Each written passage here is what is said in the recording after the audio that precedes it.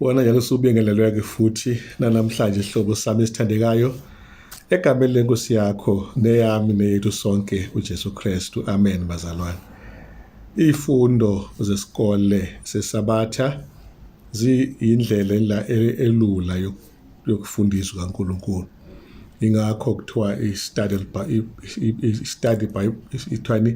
i-study guide, ngoba siyafundisa siqondise ibandla lama-Seventh Adventist kuleyo njongo uNkulunkulu ayifunayo ukuthi liyenze. Njengamanje ifundo zethu zikhuluma ngesivumelwano. Namuhla sikhuluma ngesivumelwano esiphakathi kwa-Abrahama noThixo, nenzalo ka-Abrahama noma Abrahama esehambile emhlabeni.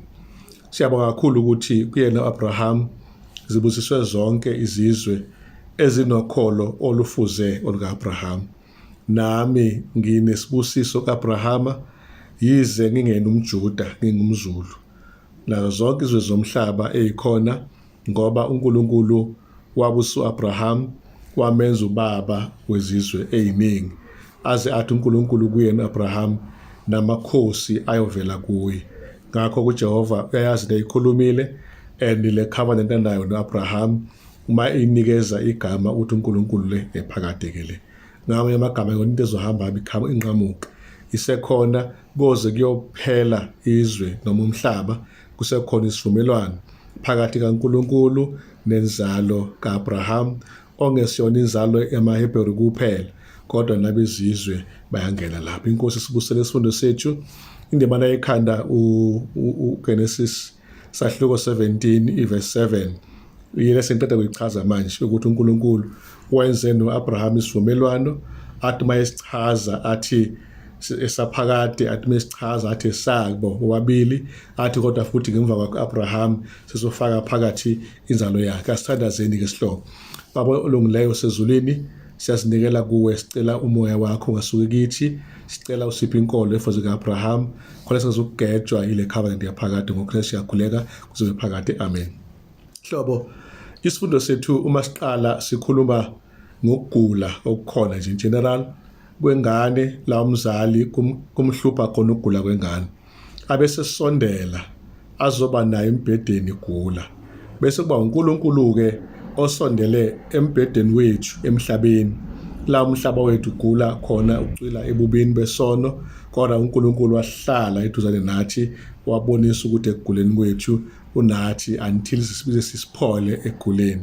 Njengoba umzali engasuki engayishiya ingane yakhe yodwa esibhedlela ngisho engaguli yena, naye uNkulunkulu akaguli, kodwa uzile uzosiza abantu abagulayo baze basizakale. Leyo nto uNkulunkulu afisa ukuthi siyiqaphele namhlanje isifundweni sethu. Sibuka-ke lapha igama elithi Yahweh kanye nale nkonzo-ke phakathi kaThixo no-Abraham esithi-ke isivumelwano. Lapho sithole khona-ke ukuthi uNkulunkulu uma eyichaza uveza ukuthi ubani yena ku-Abraham nokuthi wenzeni. Okokuqala nje uNkulunkulu akwenzayo isihlobo, ufika iveza igama lakhe. Okwesibili azoyiveza ukuthi Abraham yini ngempela engiyenzileyo. Uyachaza-ke lapha uthi into engiyenzileyo ngikubizile noma ngikhiphile ezweni lase-Uri lamaKhaledi ngazokubeka kulelizwe laseKhenani ukuba udle ifa lalo. Amagama-ke ayibaleke kakhulu ngoba iwona ayengumkhombandlela ukuthi kusukwaphi, kwakwenze njani, kunjani manje, kucatshanga ukuthi kuyoba njani kusasa. Yonke leyo nto iyona ebinikeza isimo sokuqanjwa-ke kwegama. Igama-ke malibizwa likunika isithombe ngomuntu noma ngesimilo noma ngokwazeka noma kwaziwa ukuthi umuntu waziwa kanjani. Uma kuqhamuka nje igama uvele ucabange imisebenzi leyo umuntu ayedume ngayo noma isimilo umuntu eqhakambe ngaso. Lapha-ke kumaHebheru kuqhama ukuthi amagama uma ayeqanjwa ayechaza isimo somuntu, singathi personal characteristics of a person, and then bese kubhekwa imicabango nemizwa, thoughts and emotions of that person, and then lowo nikezwa igama noma kubhekwe isimo upon which umuntu udlula khona esimeni, then lokho kuzoinforma indlela igama lakhe eliqanjwa ngayo.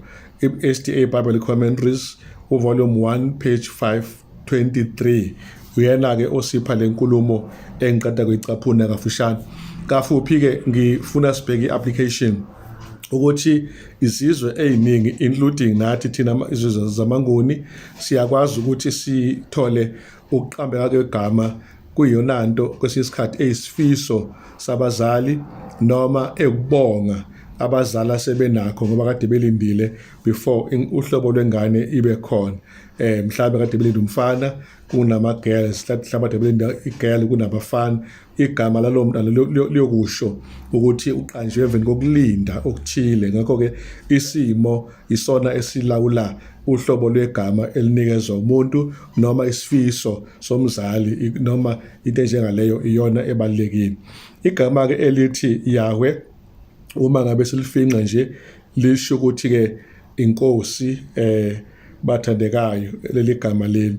UYahweh-ke uthi uNkulunkulu lapha-ke nginguyahweh noma ngiyinkosi noma nginguye uJehova owakukhipha wakubeka la wena osukhona. Ngamanye amagama akazange azibeke Abraham ezweni lesithembiso kodwa uNkulunkulu wayengasemuva kwayonke le procession eyenzekalayo ngaleso sikhathi. Igama-ke elithi Yahweh kwiTestament elidala liqhamuka-ke izikhathi ezizinkulungwane eziyisithupha namakhulu ayisiphohlongo namashumi ayisiphohlongo, 6828. Leli gama-ke libonakala-ke liveza nje uNkulunkulu njengofihlakeleyo emfihlakalweni noma osithele emfihlakalweni. Leli gama liphinde lisinikeze-ke futhi isenzo kahaya, kusho ukuthi-ke ukuba, to be. Lapho sibona khona-ke uNkulunkulu eveza ukuthi igama lithi Yahweh lisho ukuthi uNkulunkulu ongunaphakade noma uNkulunkulu okhona noma uNkulunkulu okhona ngokwakhe noma uNkulunkulu onele ngaye. Ngame amagama akadinga omunye, uyena nje kuphela wenele ngaye, yena futhi uNkulunkulu uphila-ke ingunaphakade lokho. Yileyo ndawana-ke esiyibona ukuthi uma enza no-Abraham isivumelwano usenza naye eyichaza lesi simo sobuNkulunkulu obunje obungenakuxhomeka emntwini, obungenakuxhomeka ekuqaleni, obungenasiqalo kodwa obuqhubekayo futhi buNkulunkulu obunephakade. Leyo ndawana-ke esiyitholayo nokuthi uNkulunkulu othi uma bakhona ngokwakhe at the same time abesethembeka. Yileyo ndawana-ke esiyitholayo. Kanti ku-Exodus 3 verse 14 amagama athi nginguJehova njengoba achaza uma iphendula-ke kuMose ethi uMose ngifike ngithi ngubani ngempela ongithumayo lapha eGibhithe kuma-Israyeli ngoba kade bagcina ukuzwa ngayo uNkulunkulu abasakwazi. Ngizofike ngithi ubani, uthi uNkulunkulu batshele ukuthi ungenguye, I am who I am, ungenguye ungithumile. Yileyo ndawana-ke esiyitholayo.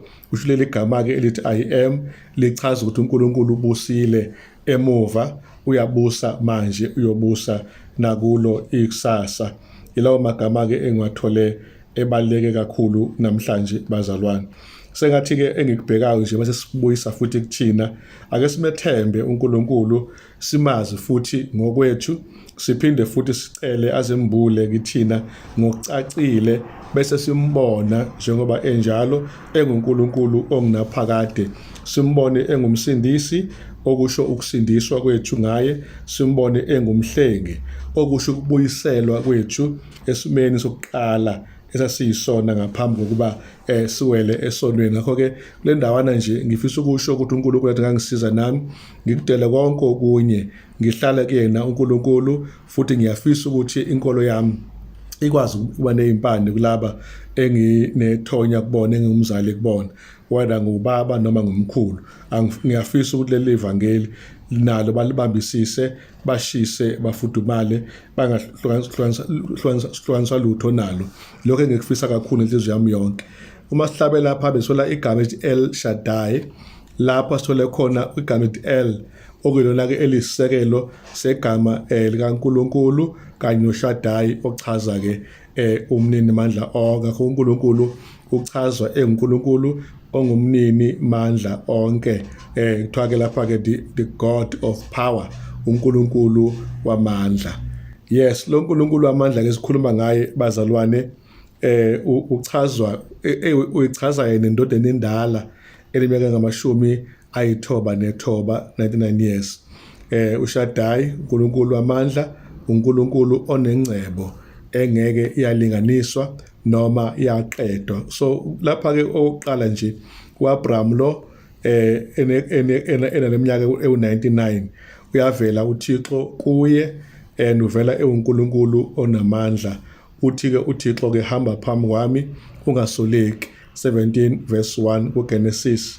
And then namanye amavesi ke la ahlukene, kodwa uYahweh uvela kuAbraham izikhathi eziningana ngaphambili. Usho ukuthi ke chapter 12 verse 1, 7, 13 verse 14, and then 15 verse 1, 7 and 18. Even before simbone 17 uNkulunkulu useyivezile vele kuAbraham aqala ukuvela ngamanye amagama ameqhama njengo-El Shaddai, ubevele njengoYahweh ngesikhathi esingaphambilini.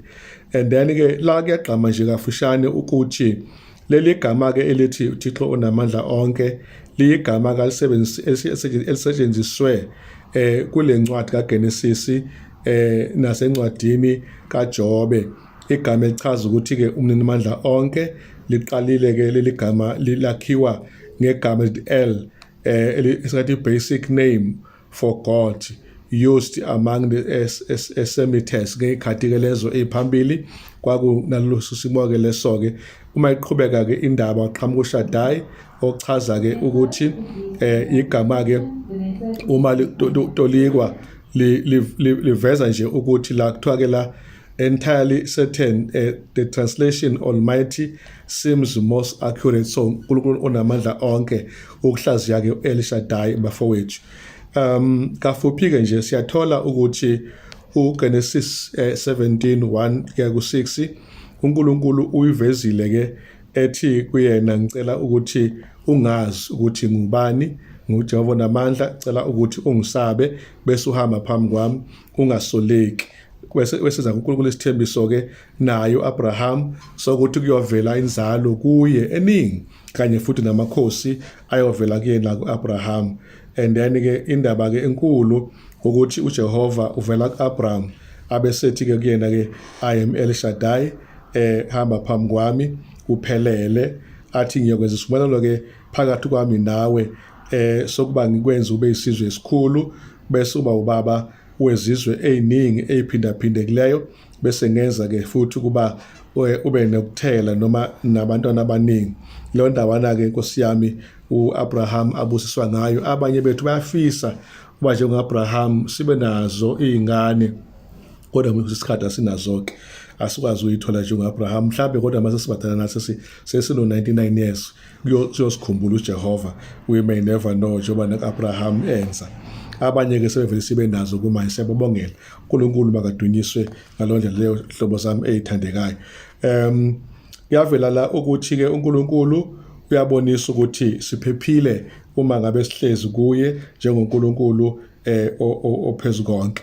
Umkhulu wami omkhulu ukuthi uNkulunkulu akhulise ukholo lwethu ukuze sikwazi ukumkhonza siphelela sihamba kahle phambi kobuso bakhe, uze phela lokho asithembise khona njengo-El Shaddai akwazi ukufeza uNkulunkulu onamandla onke nokwenza izinto ezifiso zethu zifezeke bosisikhathi. uNkulunkulu kuphela ongasipha nekusasa esilifunayo, ngokwethu angeke sikwazi ukusipha ikusasa esizifisela lona uqobo lwethu.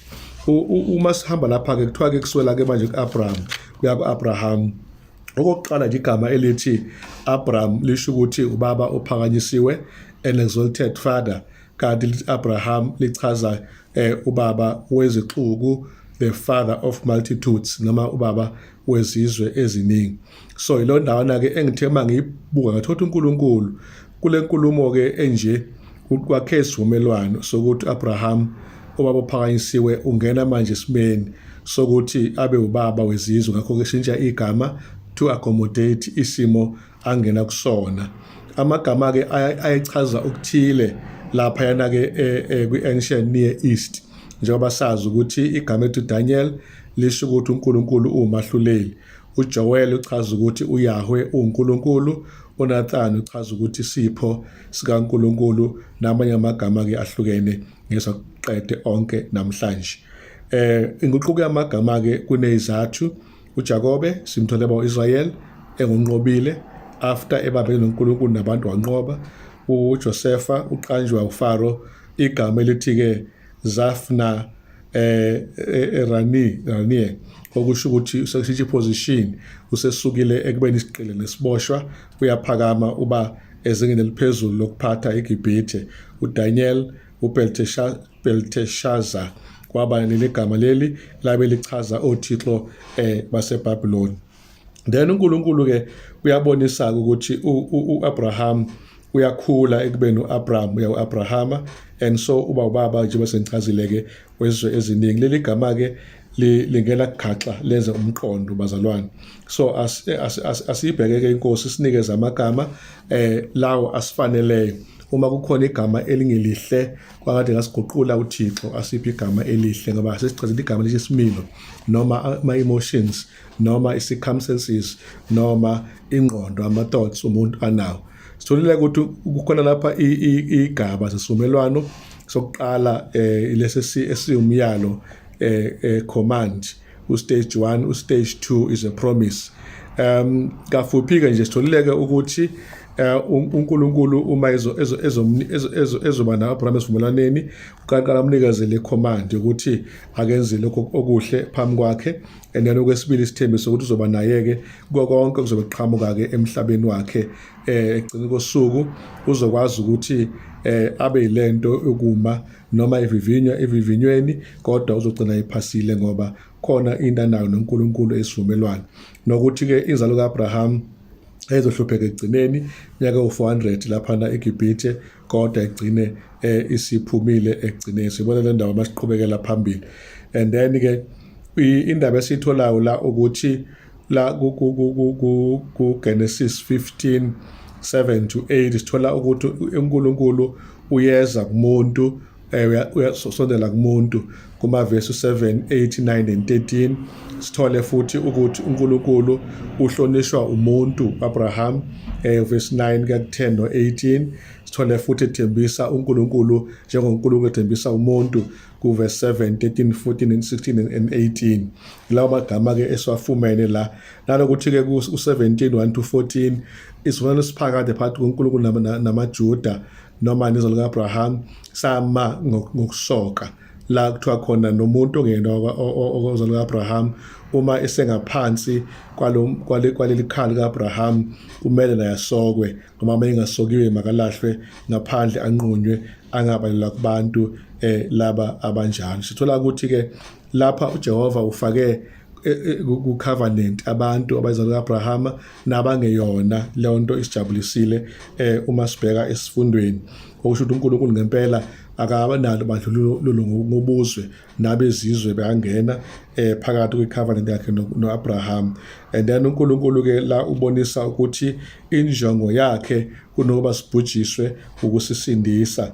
Ngakho-ke u-Abraham naye ubonakala kuwumuntu okungaye kuvela usindiso lezizwe eziningi, nomlayezo oqhamukayo kuSamuel 14, 6 no-7.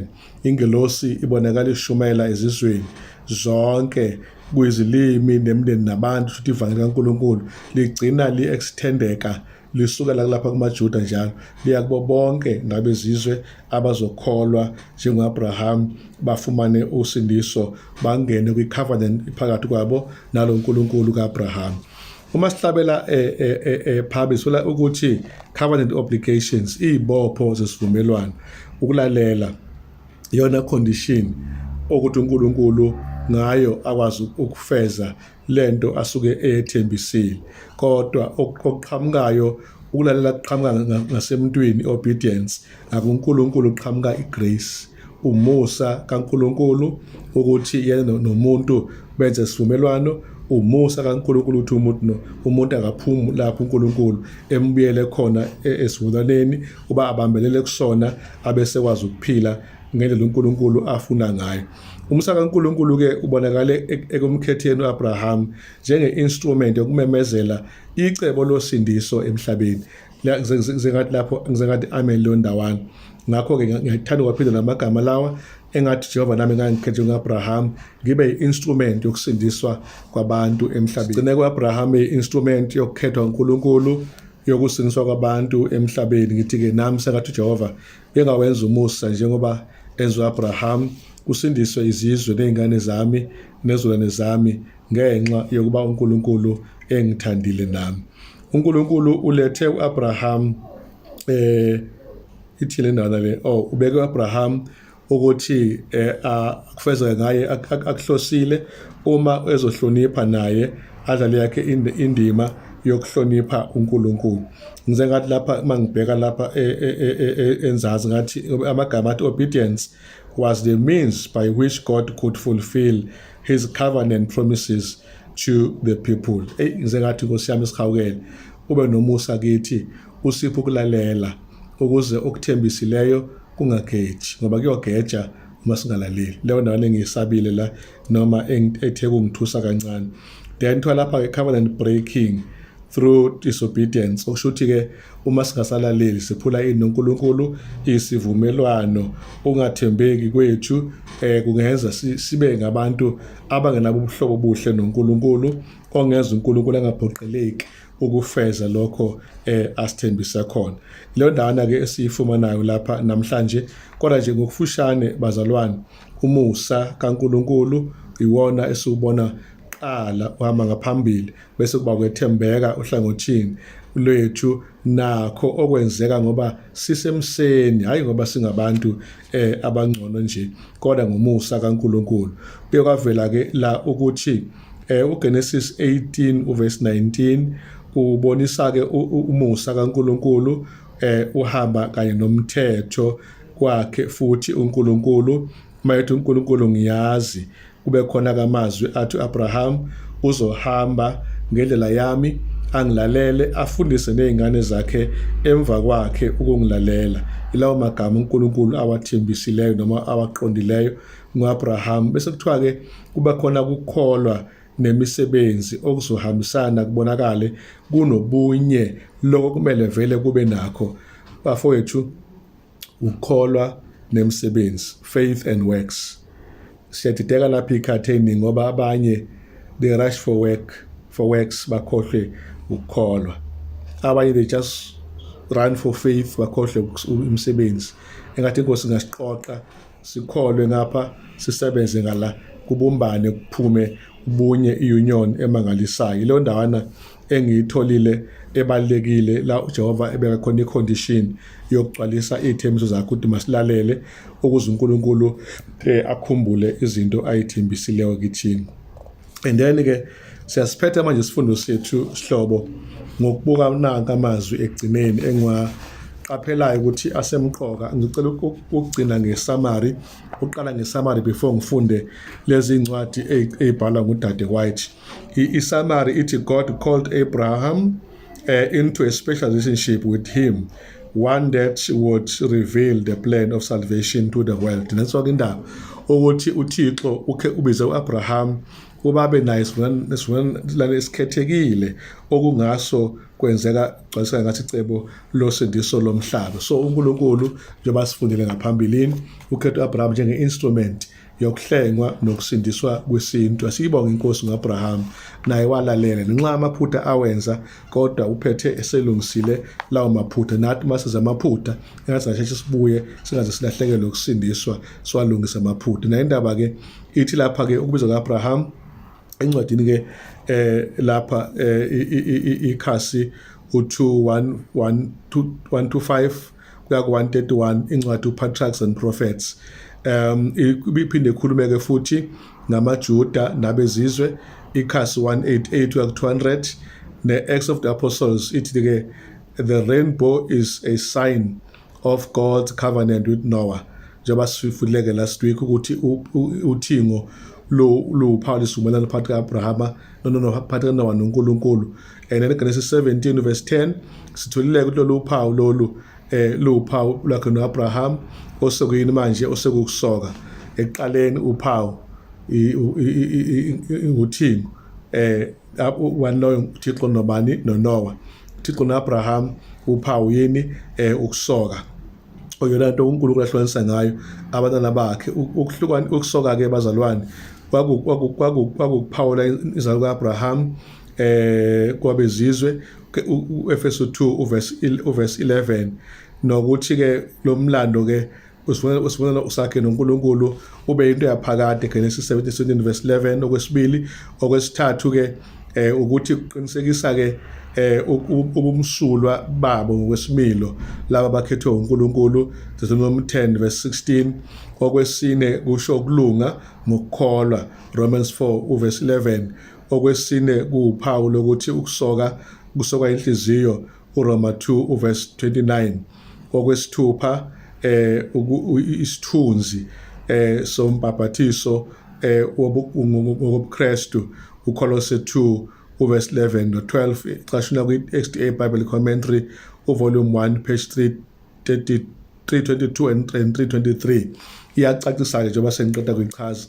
Then siqhubela phambili, isivumelwano sibonakala simi namanje sothingo lapho uNkulunkulu athembisa khona ukuthi ngeke nanini umhlaba uqede noma ubhubhise ngani ngamanzi. Then bese kuzotholakala-ke ukuthi lolu phawu lesivumelwano lona-ke alisamile njengoba kwakume loluyana olungaphambili lothingo. NgokaPawuli manje-ke akusasho lutho ukusoka nokungasoki, into esikhona nje namhlanje ukukholwa kuphela kuNkulunkulu, Roma 4 verse 11. Noma kunjalo-ke bakithi ey'khathini ey'phambili ukusoka kwakusho ukusindiswa ngokulalela nokuhlonipha umthetho kaNkulunkulu. Kodwa-ke ngekhathi Testamende Elisha ukusoka-ke kulahlekelwe ukubaluleka kwakho, kunalokho-ke kwase kuzongena inkolo yobuKristu, noma-ke inkolo yobuKristu okuyiyona kuphela ngokulalela ekwazi ukuguqula impilo. Lawo magama-ke abalulekile. Sengathi uNkulunkulu wezulu nomhlaba engasibusiza usandekayo. Ngiqala nje-ke ngiyaphetha mangiqala ekuqaleni kafushane ukuthi asikhumbule phela ukuthi le i-everlasting covenant, siphinde sikhumbule ukuthi yenziwe uNkulunkulu phakathi kukakhe no-Abraham nenzalo ka-Abraham, noma engasekho Abraham kodwa inzalo yakhe noNkulunkulu bane-everlasting covenant. Sengathi inkosi ngasibusisa-ke. And again, inzalo ka-Abraham is inclusive of the Jews and the Gentiles. I-element enkulu ukukholwa not ubuzwe. Inkosi ibusekele isifundisisa manje ngendlela yodwa ngegama lakho uJesu bephakathi asithandazi.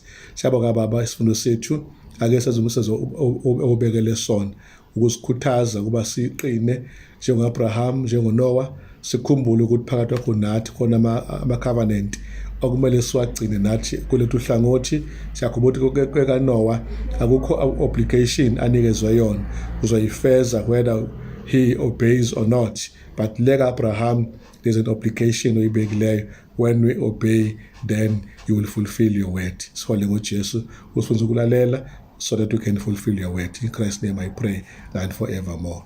Amen.